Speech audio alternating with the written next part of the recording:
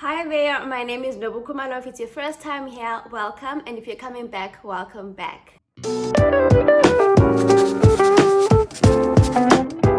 Thank you so much to all of you who are new here, all of you who are sharing the content. Our subscribers are growing and we've really grown a lot in the past week, and I'm truly grateful for that.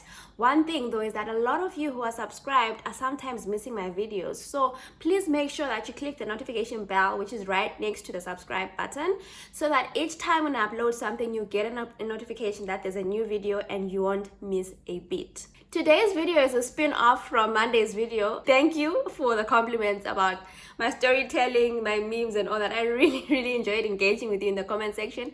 And yes, it's fine. You can go ahead and laugh at me. I have healed, I have learned, and I think and I hope that I'm wiser. If you managed to watch until the end of the video, you will remember that I said, God restores, and I spoke about how by the end of last year we'd managed to save up and build up a pot of money and manage even to buy an investment property in South Africa and all that. And so I thought maybe let me come on here and talk about what steps that we took, or rather what steps that we take each and every day, each and every month, how we manage our finances in a way that helps us to grow the money that we have so that we can reach the goals that we have, the financial goals that we have. Disclaimer, I am by no means wealthy. I'm not claiming to be wealthy. I hope to be one day, but I'm not yet there. But I believe that these 5 steps that I have to share today are a sure way of making sure that we get in the habit of saving money, and that in that saving we grow our wealth and we build and slowly become the generation that builds generational wealth for the people that are yet to come after us.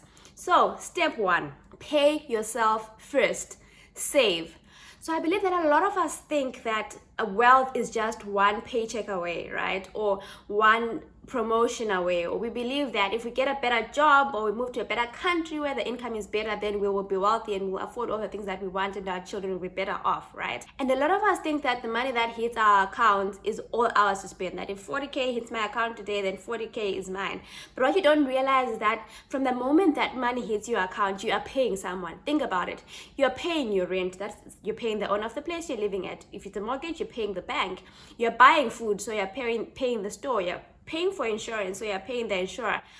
All these costs and expenses that we have are literally paying someone else and leaving us with nothing. The moment that money hits your account, pay yourself first. A minimum of 10% of whatever you earn every single month should go into a savings account. A lot of us, think that we will find the perfect investment opportunity and then we're going to go get a loan somewhere, or we're going to win the lottery and be able to invest in this thing. But if you do not have the culture of saving, there is no way you're going to build wealth. Wealth needs to come from something, and that something is you saving 10% of whatever you earn. So what has worked for me and for us and our family is that we don't even wait until we finish paying our expenses before we save the 10%. When the money hits our account, it's 10% tithe, it's 10% emergency savings, and it's 10% our general savings. I'll tell you about a time where savings came in very handy for us, just to show you the importance of savings. So we went on holiday in December last year. We went to Cape Town, and whilst we were there, stuff happened and suddenly we had to go into hotel quarantine on our way back. Now, if we hadn't built the culture of saving, that would have meant that we needed to go into debt to be able to pay for this hotel. But because we had savings, yes, it was painful to have to pay for something we hadn't planned for, but it was easy to say, okay, fine, this thing has come up unexpectedly, let's take the money and pay for the hotel quarantine, go into that, and we might have to fix a few things and tighten a few things here and there for a month or two, but it was good to know that we paid that out of our savings and we didn't have to borrow money from anyone. So number 1, pay yourself first. Save. Point number 2, invest. Grow your savings. It is impossible to save yourself to wealth. Even if we speak about putting your money in an interest-bearing account, the interest that you get on your money per annum is very little, very insignificant, and there's absolutely no way that you're going to be able to save yourself to wealth. So now, after you've accumulated a pot of wealth, what do? You need to invest it to make it a multiply. And I spoke under point number 1 that a lot of people go out seeking, okay guys, what investment opportunities are there out there, and then once they have those opportunities, they then go and look for money to invest. But the thing is that opportunity must always find you ready. So always make sure that you have those savings, and then when opportunity meets preparedness, that is a recipe for success. So save, like I said, point number one, make sure you're always saving. And then point number two, realize that you cannot save yourself to wealth. Look for opportunities to be able to grow and to multiply your savings, and that is how you build wealth. Point number three, ask those who know. So you've saved, you've realized that there's this investment opportunity that you want to go into. Ask those who've gone before you. Look for people who've gone before you. With social media these days, there's so many ways to get information. There's so many ways to learn from people who've walked the path that you want to learn. YouTube, for example, is one of them. You'll find tons of people who've, delved into different investment parts and opportunities. We're going to tell you from their experiences how to work around, and even the people around you, your friends, your family. Just talk to people and find out how people have done it. I think a problem that we sometimes have is that we like to keep our cards too close to our chest, because especially us as Black people, we believe people will bewitch us, as lawyer and all that if they know that.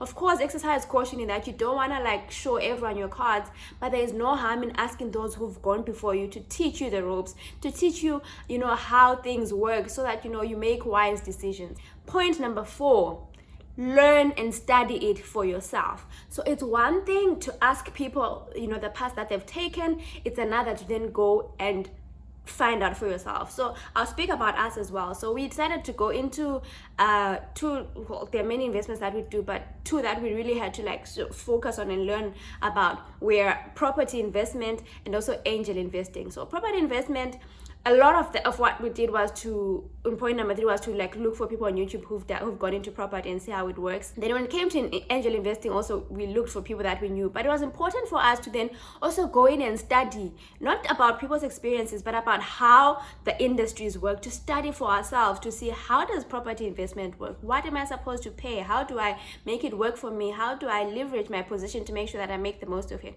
So you need to be passionate about it. You need to invest yourself in it, because if you don't and you go in blindly, you're really going to make the worst decisions possible. And especially if you outsource the knowledge to someone else, if you just become that person who thinks, I'm just going to throw in the money and then someone else is going to take care of it, you are going to make the gravest mistakes. So you really need to be invested in the journey. If you're deciding to go big on investment, you need to study for yourself. And again, there's a lot of resources online. YouTube is one of them. Even the internet, there's so many articles, there are so many academies that offer free courses on the different types of investment. Please invest in your knowledge.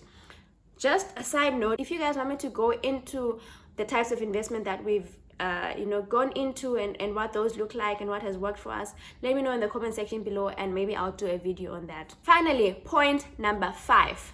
It's a long-term game. If we're in this journey of saying we as Black people want to build generational wealth, we have to think about investment as something that we're not just doing for ourselves, but that we're doing for our children. So we might not reap the fruits ourselves, but our children and their children are going to reap the fruits. Have you seen, there's farms where they're these tall pine trees and all that, and I'm told pine trees takes about 10 if not hundreds of years to grow. But that is someone who said, I'm going to plant the seed today. I'm going to die before this before these pine trees are ready for harvest, but I'll have children and they will have children, and I'm going to leave a legacy for them.